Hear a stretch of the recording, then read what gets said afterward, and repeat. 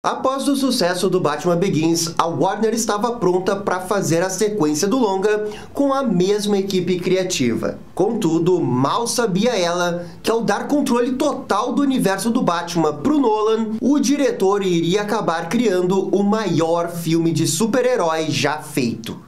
E hoje a gente vai finalmente retomar as super análises dos filmes do Batman. O objetivo do vídeo de hoje é provar por A mais B do porquê que o Cavaleiro das Trevas de fato é o melhor filme de super-heróis já feito. Bem, isso vindo de um canal que fala exclusivamente sobre Batman é meio óbvio, né? Até por isso essa análise ficou super longa, porque a gente olhou cada detalhe do filme. Então, sem perder mais tempo, vamos lá! O longa Batman Begins fez um relativo sucesso, alcançando 371 milhões de dólares em bilheteria mundial. No dia 31 de julho de 2006, a Warner oficialmente anunciou que a produção da sequência estava em andamento. Contudo, o roteirista do Batman Begins, o David Goyer, já tinha um roteiro pré-pronto envolvendo o Coringa. O roteiro original do Goyer foi elaborado antes mesmo do lançamento do Batman Begins e consistia na apresentação do Coringa e do Duas Caras ao longo de mais 2 filmes. E o Harvey Dent seria transformado no Duas Caras no 3º filme. Mas à medida que a equipe do Nolan ia pegando o roteiro, pouco a pouco ele ia mudando. Foram estabelecidos novos pilares para a nova história e um dos criadores do Coringa, o Jerry Robinson, foi consultado pela equipe do Nolan. Ao final, Longo Dia das Bruxas, Dark Detective, A Piada Mortal e a primeira aparição do Coringa foram utilizadas como base para apresentar um novo Coringa nunca antes visto em tela. E essa foi a base. E isso porque, desde o início, o Nolan sempre quis mostrar um Coringa totalmente diferente de tudo que as pessoas esperavam. Ao mesmo tempo, o Nolan não queria fugir da essência do Coringa, e por isso até um dos criadores do Coringa foi consultado, mostrando todo o respeito que o diretor tem pelos personagens. Essas consultas foram muito importantes para definir que o Coringa não teria uma origem no filme, e mantendo assim o anonimato do Coringa, que é algo muito presente nas HQs. E então veio o casting. O Nolan queria o Heath Ledger como Coringa. O Ledger foi cotado para ser o Batman lá no Batman Begins, mas ele acabou ficando no banco de reservas. Contudo, aqui o Nolan pensava diferente e escolheu de forma definitiva o Ledger. O problema é que absolutamente ninguém dentro da Warner apoiou a decisão. E quando eu digo ninguém, é ninguém mesmo. Nem o irmão do Nolan acreditou na decisão dele de escalar o Heath Ledger. Mas o Nolan queria o Ledger porque ele é um ator muito dedicado e que poderia trazer a visão que ele queria. E claro, hoje a gente sabe que o Nolan estava certo. Então, gente, não culpem só os fãs, tá? Todo mundo não acreditou, foi só o Nolan, e esse prêmio aí é total do Nolan e do Heath Ledger. E durante a produção do filme, a construção visual do Coringa chamou muita atenção. Vários esboços e testes foram realizados. O Heath Ledger teve um papel muito importante na própria construção da maquiagem, porque ele esteve presente desde o primeiro dia. E pro resto do filme, como o Nolan tinha mais orçamento, ele prometeu fazer tudo maior. Uma Gotham maior, cenas de ação maiores, um Batman mais detetive e por aí vai. Então, no dia 18 de julho de 2008, o longa finalmente estreou oficialmente nos Estados Unidos. Com 45 segundos de filme, temos o logo do Batman aparecendo em fogo na sequência de abertura. Essa cena aí simboliza um pouco o filme, porque esse morcego em forma de fogo não foi feito em computador. Ele foi realmente produzido e filmado. Isso era quase uma obsessão do Nolan, que queria deixar os seus efeitos o mais prático possível. E bem, após o fogo, o filme realmente começa com a cena de introdução do Coringa. E a primeira coisa que chama atenção aqui é que a cena se passa de dia. E isso é meio estranho, né? Porque geralmente os filmes do Batman se passam à noite. Contudo, há um motivo narrativo por toda essa cena acontecer de dia. E aqui, nessa cena de 5 minutos, o Nolan definiu tudo que o seu vilão precisa. Os seus valores anarquistas, o seu jeito cômico de caminhar e agir, a necessidade da teatralidade e o uso de planos engenhosos para alcançar um objetivo. Gente, em 5 minutos o Nolan já revolucionou o Coringa e o filme nem começou. Mas vamos olhar direito essa cena e ver que ela não é só o Coringa que chama atenção. A cena tem uma poderosa ferramenta que é quase invisível e imperceptível, que é a edição do som e a montagem. O filme faz piada com a edição. Isso fica evidente nessa cena quando o Coringa coloca uma bomba de mentirinha na boca do cidadão aleatório. A montagem cria toda uma tensão, nos fazendo acreditar que de fato é uma bomba. Apenas para segundos depois a tensão ser quebrada com uma piada nível Bang do Coringa. E através do poder da montagem, o Nolan constrói o seu vilão ao mesmo tempo que engana a audiência. O que convenhamos, né, gente? É um negócio bem Coringa de se fazer. E quando vocês param para observar a montagem do filme, vocês vão perceber que talvez essa seja a maior qualidade do longa. Porque esse é um filme muito denso, com muita informação, e o filme nunca fica cansativo. Ele é sempre dinâmico e te deixa sempre na ponta da cadeira. Após essa cena, o Nolan busca inspiração na HQ do Cavaleiro das Trevas para usar a mídia como forma de contextualização do que realmente está acontecendo em Gotham. Descobrimos que a polícia não está caçando mais o Batman e que os bandidos agora temem um herói. E depois de mostrar o Coringa e Gotham, o Nolan mostra o Batman em ação. E de cara vemos que esse Batman já tá com mais experiência. Ele consegue capturar o espantalho, que era a última ponta solta do caso do Batman Begins. E essa cena é importante porque ela mostra os Batmans fakes. A presença dele está diretamente ligado à principal temática da história, que é esperança. É isso mesmo que eu falei, esse filme é sobre esperança, é sobre simbolismo, acreditar em alguém maior e realmente ver que esse alguém pode mudar o mundo. Só que ao mesmo tempo que o filme é sobre esperança, ele também é sobre corrupção da esperança. E o filme fica brincando o tempo todo sobre ser esperançoso e despedaçar a esperança. E isso é genial, porque o Batman, mesmo sendo uma figura mística das trevas, nas sombras, ele consegue passar a esperança necessária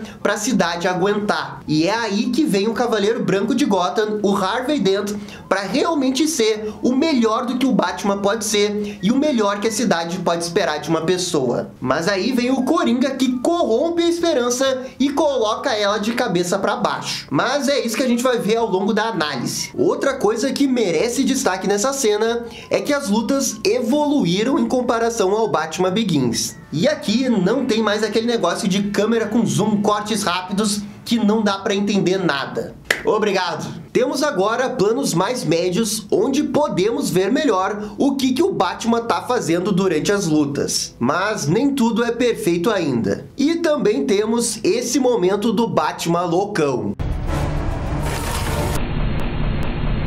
Gente, eu tenho medo desse Batman aqui, ó. Esse daqui visita nos meus pesadelos. Em seguida, numa cena do Batman com o Gordon, ele fala do Coringa. Contudo, o Batman não tá preocupado com o palhaço, pois ele vê que essa é a grande chance deles de capturarem a máfia de Gotham. E essa decisão do Batman é fundamental também pro desenrolar da trama. Então, o filme mostra o Alfred, também conhecido como o melhor personagem da trilogia do Nolan. E nesse filme, ele é muito bom. O Alfred aqui aparece numa cena bem rápida, mas que eu acho muito importante e fala muito sobre ele. O Alfred vai levar café pro Bruce e percebe que ele não dormiu ali. E isso, óbvio, que quer dizer que o Bruce ficou a noite toda patrulhando e não foi dormir. Mas o que eu realmente amo nessa cena é a reação do Alfred. Ele aparece frustrado, como se soubesse que essa jornada irá consumir o seu patrão. Sabe, é uma coisa muito pequena, é um detalhe minúsculo, mas ela ajuda a mostrar a relação de paternalidade do Alfred com o Bruce. Enfim, a história continua e finalmente vemos a Batcaverna desse filme. Eu acho fantástico a inovação do diretor em fazer essa Batcaverna totalmente branca e quase sem nada. Apenas o que é essencial. Esse é um negócio que eu aprecio muito, porque eu sei que ninguém nunca mais terá essa audácia de fazer isso de novo. E, senhoras e senhores, o que temos a seguir é um show de atuação do Michael Caine. Ele fala exatamente o que o Bruce precisa escutar para ter um pouco de lucidez e depois toca no assunto do Harvey Dent. E essa é a segunda vez que o filme cita o Harvey Dent em 15 minutos. E o Nolan faz isso de propósito. Ele cria uma antecipação para apresentar o personagem. Ele quer que a audiência, nesse momento, se pergunte: o Harvey Dent, quem é ele? Ele não é o Duas Caras? Como que o Batman vai confiar no Duas Caras? E esse é o plano do Nolan. Ele quer que a gente duvide do Harvey Dent. Sabe aquele slogan do marketing, eu acredito no Harvey Dent? Aquilo dali é puro marketing para você, no fundo, não acreditar no Harvey Dent, porque você sabe que ele vai virar Duas Caras em algum momento do filme. Então o Nolan, ele quer nos enganar. E é isso que ele faz o filme inteiro, vocês vão ver. E como jogada de mestre, ele apresenta o Harvey Dent na sequência. O Harvey aparece em um julgamento para prender membros da máfia. O Nolan, de forma inteligente, mostra o negócio da moeda do vilão. Mas, de novo, isso tudo é para brincar com a audiência. Isso porque é revelado que a moeda dele possui dois lados iguais, mostrando uma clara referência e diferença ao mesmo tempo do Duas Caras clássico.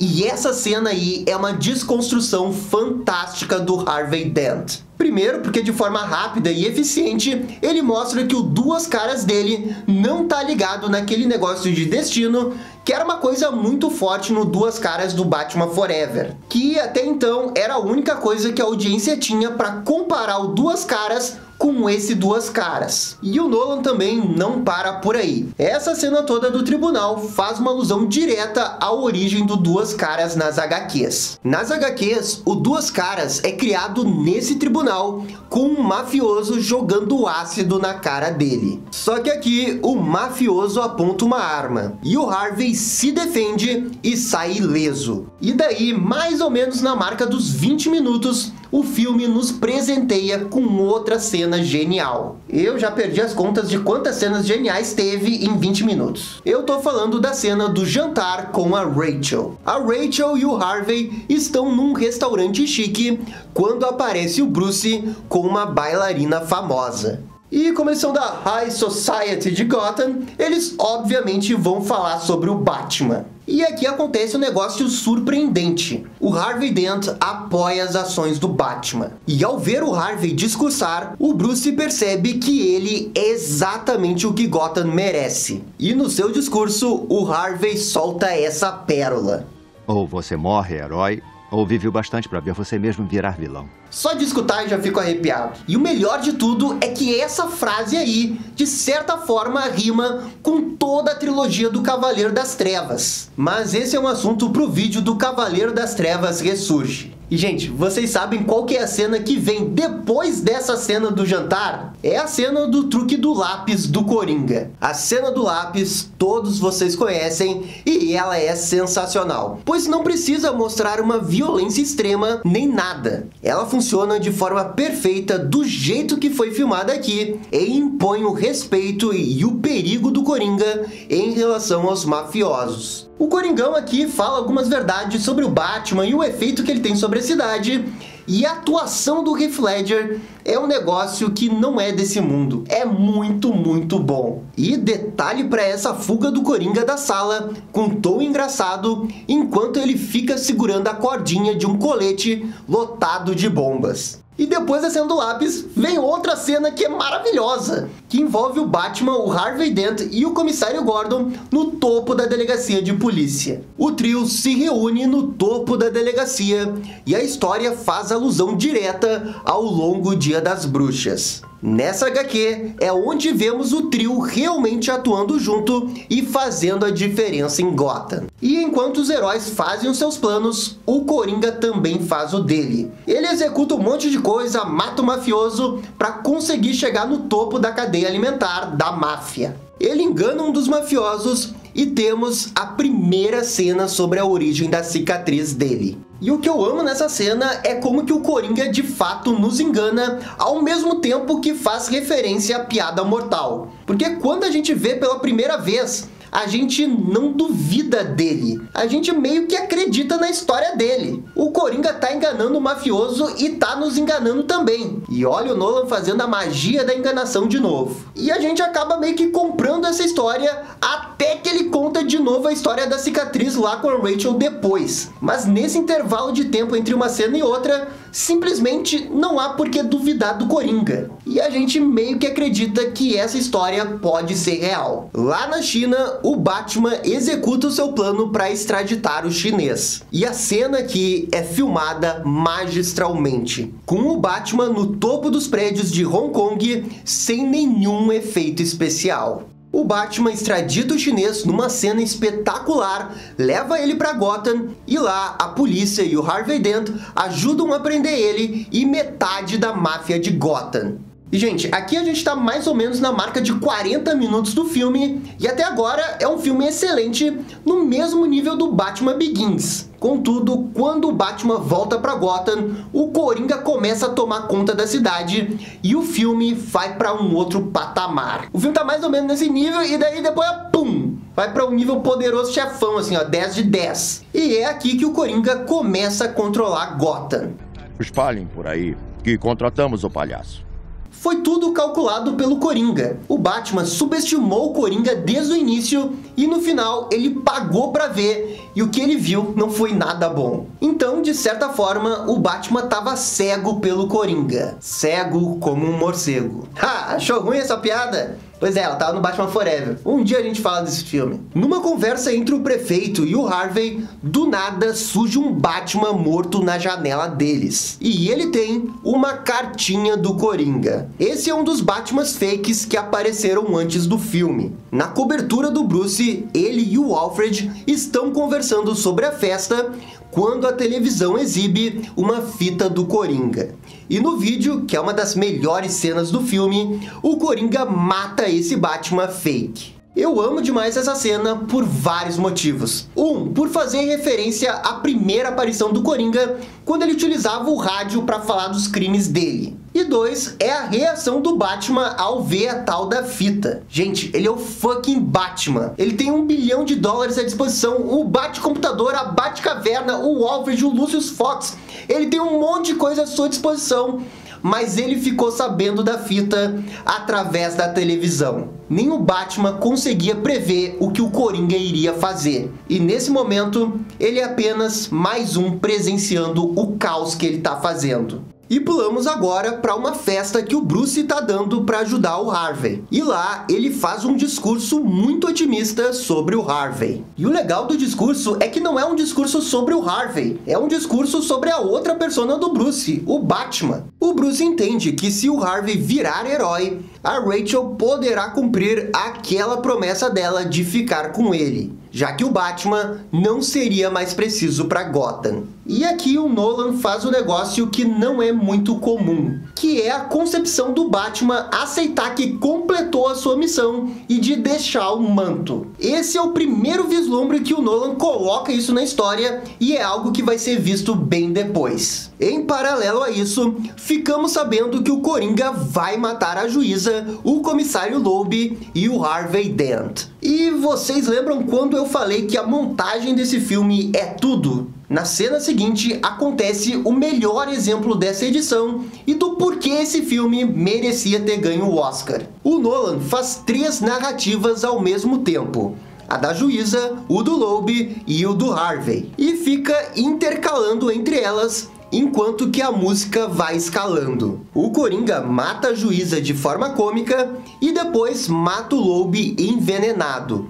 Duas formas bem clássicas do Coringa agir. Essas três cenas, se você isolar elas não têm nada demais. Elas são absolutamente comuns. Mas quando você une elas com essa edição e essa edição de som, o negócio vai para outro nível. E nesse momento nós aprendemos que o Coringa não pode ser subestimado. Entretanto, tem um detalhezinho muito importante. O Coringa mandou alguém matar a juíza e o comissário Loeb, mas o Harvey Dent é ele quem vai querer matar. E isso porque ele tem um plano maior pro Harvey Dent. Acontece que o Coringa sabe da importância do Harvey Dent e ele sabe o que ele pode significar para ele e para os seus planos. O Coringa, nesse momento, não tá nem aí se a máfia tá presa ou não. O negócio dele é fazer o plano dele. E o plano dele, como vocês vão ver na sequência, tá em constante formação. Então, temos a cena da cicatriz do Coringa com a Rachel, que foi parcialmente improvisada pelo Heath Ledger, que, aliás, é nota 10 também. E outra coisa que é nota 10 é essa trilha sonora do Hans Zimmer, que é inquietante e não só nessa cena, mas no filme todo. E é então que o Bruce finalmente percebe o estrago que ele causou ao liberar o Coringa pra máfia. O Alfred o avisou, mas ele não deu bola. O Bruce tenta usar a lógica para entender o Coringa, mas de novo o Alfred dá uma lição no Batman. É aqui que ele faz o famoso discurso do circo pegar fogo. Alguns homens só querem ver o circo pegar fogo. Essa frase é tão boa, mas tão boa, que eu acho sinceramente que é a definição do Coringa. E bem, a cena seguinte é muito importante para a história e mostra um Batman investigativo bem nos moldes de Arkham. Ele reconstrói uma bala quebrada para descobrir o próximo local do crime. Olha, eu sempre achei essa cena um pouco forçada demais. E por vários motivos. Primeiro, porque todo filme do Nolan tá numa pegada realista. E eu não acho nem um pouco realista o Batman refazer a bala digitalmente e ali tá a impressão digital do vilão. Olha, eu acho isso muito ficção, muito CSI. E a outra coisa que eu não gosto muito dessa cena é que é tudo meio jogado pro Batman. Ele só pegou os seus equipamentos, jogou as coisas no computador e o computador magicamente deu a resposta pra ele. Então, é um Batman investigativo? É, mais ou menos. Mas assim, não tem um esforço intelectual pra ele resolver esse mistério. E essa cena é um dos poucos problemas que eu tenho com esse filme. Mas assim, é um negócio muito, muito pequeno. E bem, o Coringa faz o seu plano para matar o prefeito, mas no final temos o assassinato do Gordon, que na época do cinema me fez suar frio. E depois a gente tem uma cena da família do Gordon reagindo à suposta morte dele. E essa cena é muito boa. Destaque pro Batman, que aparece no topo observando a família e fica calado o tempo todo. Não é dito mais nada, mas eu acho essa cena muito poderosa e reforça totalmente a relação do Batman com o Gordon. E nesse momento, Gotham meio que pensa que atingiu o fundo do poço. Quer dizer, não dá pra piorar depois disso, né? Dá sim. Mas enfim, também é no fundo do poço que a mensagem do filme começa a ficar mais clara. A história então faz um paralelo entre o Batman e o Harvey. Ambos estão buscando informações sobre o Coringa, fazendo o jogo sujo dele e indo até o limite. E o mais interessante dessa cena é ver a lenta corrupção do Harvey. E o Harvey começa a surtar no momento que ele descobre que o Coringa tá atrás da Rachel. É interessante ver esses dois paralelos entre os personagens. O Batman, na hora H, não quebra sua regra de não matar. Já o Harvey, bem, ele começa a se perder mais e mais. Então a gente tem uma cena muito verdadeira entre o Bruce e a Rachel. O Batman realmente pensa em se entregar e de quebra ele espera receber a Rachel de volta. E bem, lá na cobertura o Bruce e a Rachel se beijam e realmente parece que eles vão ficar juntos. E depois temos uma outra cena fantástica do Alfred falando com o Bruce, na qual o mordomo diz para ele não desistir. E mais tarde o Harvey dá a tal da entrevista coletiva e ele faz um senhor discurso. Mas a noite é mais escura pouco antes do amanhecer. E eu prometo a vocês que já vai amanhecer. Mas o mais legal dele é que o discurso não convence ninguém. Os policiais não gostam do discurso e ficam pedindo para ele realmente se entregar. E é isso que o Harvey faz. Ele se entrega como Batman. Depois do Harvey se render, dizendo que ele é o Batman, a Rachel culpa o Bruce por isso, despedaçando qualquer chance deles ficarem juntos. Ela fala com o Alfred, e o mordomo defende a decisão do Bruce de não se entregar. E nisso, ela entrega uma carta pro Alfred. Gente, o Alfred que tá desde o Batman Begins criticando o Bruce Wayne em fazer esse vigilantismo, chega na hora da verdade e defende o Batman. O Alfred defende o Bruce como se fosse o seu filho e defende a decisão que ele tomar, seja ela qual for, mesmo que ele não concorde com ela. E no caso aqui, é a decisão de ser vigilante, mesmo que esse desejo acabe com qualquer chance do Bruce ficar com a Rachel. A polícia então começa a levar o Harvey pra cadeia. Só que tudo isso faz parte de um plano do Harvey Dent para fazer com que o Coringa vá atrás dele e a polícia tenha uma chance de capturá-lo. E isso desencadeia a melhor cena de ação do filme. Temos aqui o Coringa caçando o comboio da polícia, enquanto que o Batman caça o Coringa com o Tumbler. E gente, vamos falar a verdade, né? Essa cena é muito boa porque ela é totalmente real. Tudo foi realmente filmado, não tem CGI. O caminhão realmente deu um 360, sabe-se lá como que o Nolan fez isso, mas ele realmente fez o caminhão virar. E ainda tem gente que diz que Cavaleiro das Trevas não tem boa cena de ação. Tá louco, velho? Hoje em dia um herói veste a roupa pra depois ser remasterizada em CGI, num fundo tela verde. É o cúmulo do cúmulo do cúmulo do convencionismo. É fácil fazer tudo no CGI, tá tudo lá no computador, mas vai fazer um caminhão virar 360 no meio da rua pra ver como que isso é difícil. Primeiro que tu não pode errar, se errou, perdeu milhões de dólares. Não dá pra voltar a renderização do CGI. E então acontece o maior plot twist do filme. O Gordon aparece vivo e captura o Coringa. Gente, isso na época explodiu a minha cabeça. Eu fiquei, o quê? Nani? What? Eu realmente surtei porque era um plot twist que eu nunca esperei que iria acontecer. E o filme me enganou completamente. E bem, depois dessa cena, o Coringa é capturado e acontece a cena do interrogatório, também conhecida como a melhor cena da trilogia do Nolan. E no início, eles estão iguais, sentados. Mas quando o Coringa diz que pegou a Rachel e o Harvey, o Batman perde o controle. E bem, quem sou eu para analisar a cena mais analisada da história do YouTube? Há milhões de vídeos no YouTube que fazem isso muito melhor do que eu. E por isso eu decidi analisar ela do jeito que eu sei mais, que é sobre o aspecto da mitologia do Batman. A cena é genial por muitos motivos, mas um deles é porque coloca a dualidade do Batman e do Coringa à prova, assim como fez a HQ da Piada Mortal. O Coringa fala que precisa do Batman, que não vai matá-lo e que entende ele completamente. E é curioso ver como que o Nolan também filma a cena. Ele sempre coloca o Batman numa posição de poder acima do Coringa. Mas quem tem realmente o poder na cena é o Coringa. E é ele quem dá as cartas.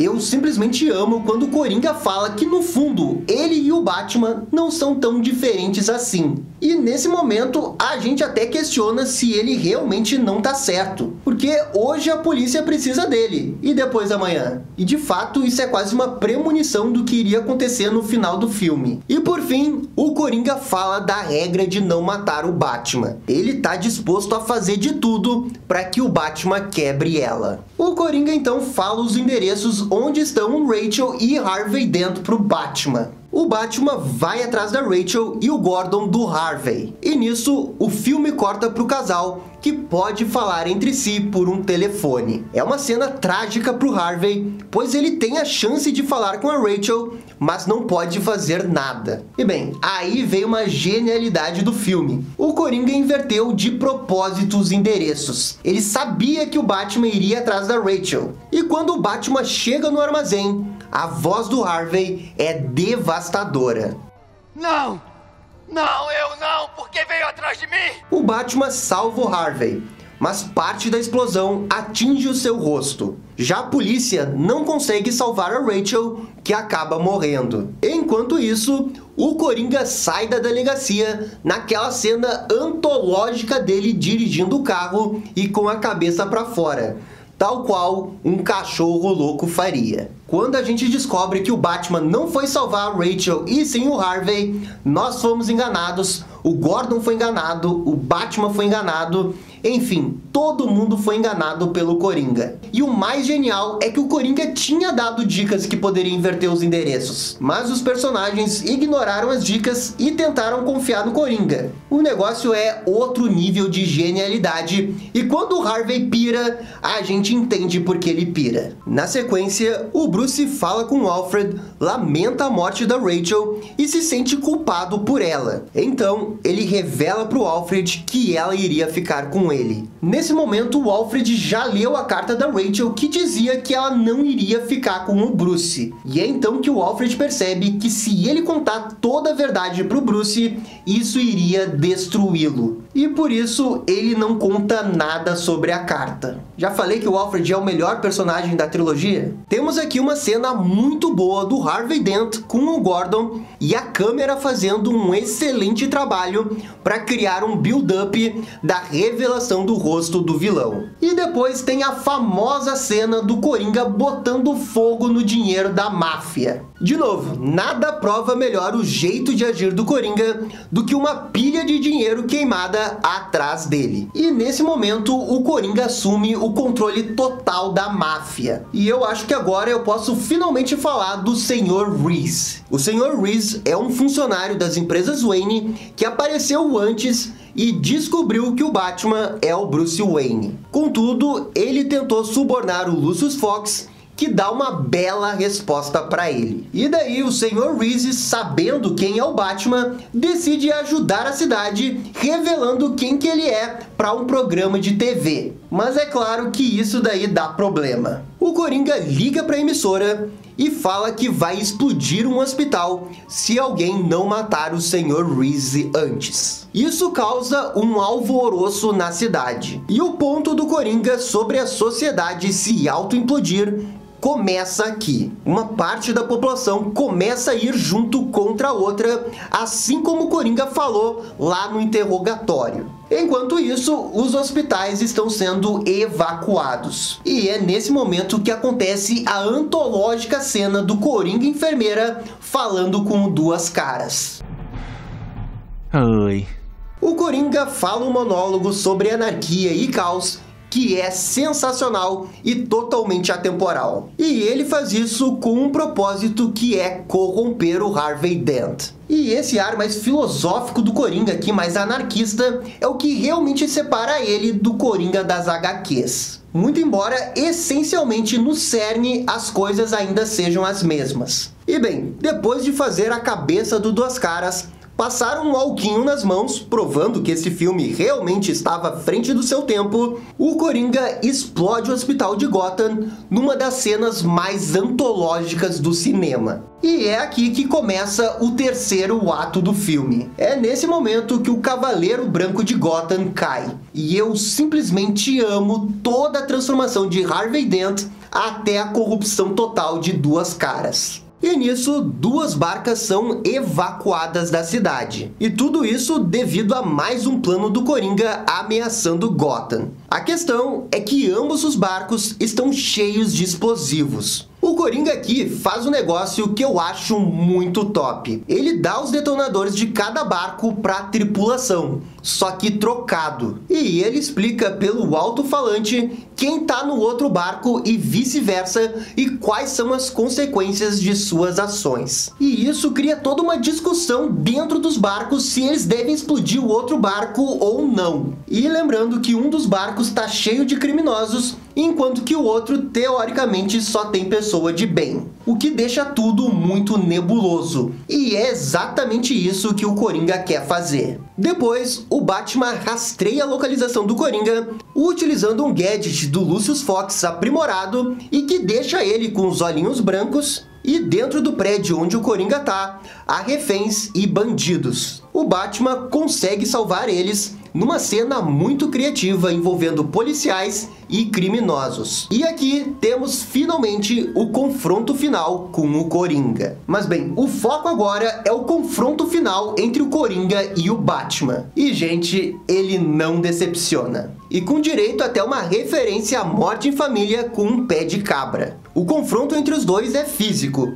mas acima de tudo intelectual. O Coringa enrola na luta para ver se um dos barcos irá explodir, mas isso não acontece, provando que essencialmente o cidadão de Gotham é bom e não mal como ele. O Coringa então decide explodir os dois barcos, mas o Batman o impede e o joga do prédio. O Coringa começa a rir pensando que o Batman vai quebrar sua regra de não matar, mas o Batman acaba mesmo salvando ele. Então, o vilão revela que vai adorar brincar com o Batman por muitos e muitos anos. Gente, escutar isso é um negócio que dói demais, porque esse vai ser sempre um negócio que a gente vai sonhar em como teria sido se o Heath Ledger não tivesse morrido e ele tivesse a oportunidade de ser o Coringa de novo. Essa é uma fala que ecoa nas nossas cabeças e nos faz pensar e nos aventurar numa coisa que nunca vai acontecer. E bem, o Coringa revela que o seu as na manga é o Harvey Dent.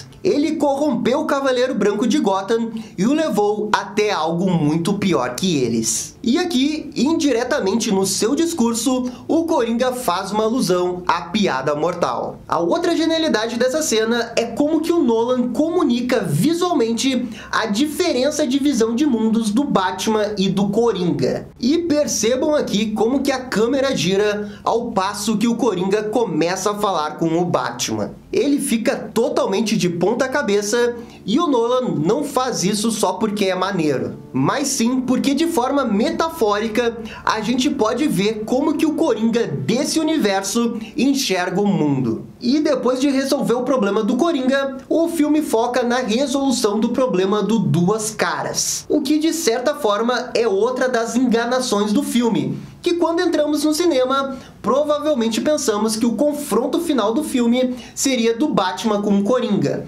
mas na verdade é do Batman com Duas Caras. E aqui, o diálogo do Duas Caras é um negócio monstruoso. Depois pode olhar no meu olho e aí me pedir desculpa. O Gary Oldman, que é o Gordon, né, dá um show de atuação aqui, é muito bom. Me desculpe!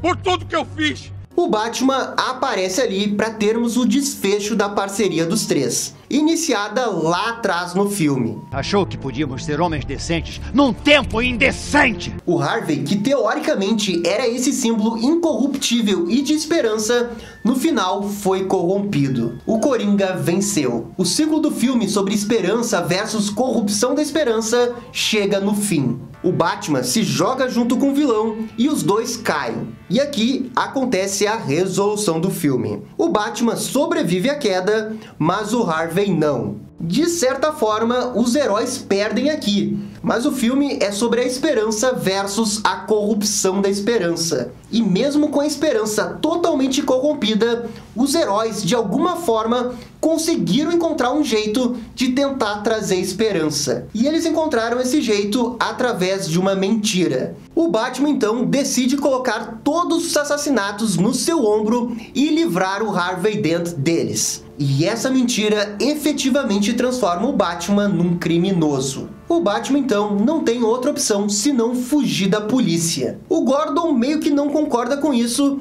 mas acaba aceitando porque vê que não tem outra alternativa. Eles precisam que o Cavaleiro Branco de Gotham seja de fato incorruptível. E eles criam essa mentira porque o Batman consegue aguentar ela. E enquanto ele faz isso, o Gordon faz um discurso que talvez seja um dos melhores discursos finais da história do cinema. Porque ele é o herói que Gotham merece. Mas não é o de que ela precisa agora. E esse é o melhor filme live action do Batman, 12 anos depois, e o maior defeito que eu consigo encontrar é o negócio da digital na bala. Claro, eu poderia falar que algumas lutinhas aqui não são tão boas, mas eu estaria desmerecendo a obra como um todo. Batman, Coringa, Duas Caras e Gordon são 4 protagonistas que possuem todo um ciclo de jornada e é um ciclo muito, muito bom. A gente não se importa por um ou por dois, não, a gente se importa pelos 4. E eu incluiria o Alfred aí no meio também. Eu sei, eu sou fã do Batman, não sou a melhor pessoa para fazer essa afirmação, mas é como eu me sinto. O Cavaleiro das Trevas foi um marco. Ele mudou o cinema e foi o primeiro filme de herói a alcançar $1 bilhão de bilheteria. Montagem, edição de som, trilha sonora, fotografia, é tudo num nível de excelência pra cima. Esse é o filme blockbuster que mais preenche as caixinhas de 10 de 10 que eu conheço. O seu legado narrativo técnico é inegável e até hoje insuperável. O maior blockbuster que eu já vi na vida, o melhor filme live action do Batman e o meu segundo filme favorito do Batman. Até hoje eu não me conformo que ele tenha recebido só 2 Oscars. Eu acho muito pouco pro tamanho que foi esse filme. E o Nolan voltaria a fazer mais um filme do Batman em Cavaleiro das Trevas Ressurge. Se vocês quiserem, a gente fala do Ressurge. Só deixar a opinião aí nos comentários. E esse foi o nosso vídeo com a super análise de Batman Cavaleiro das Trevas. E aí, gostaram? Não gostaram? Deixem suas opiniões nos comentários. E se curtiram o vídeo, deixa aquele joinha e inscreva-se no canal para ficar sabendo absolutamente tudo sobre o Batman. Obrigado, gente, e até a próxima. Tchau, tchau!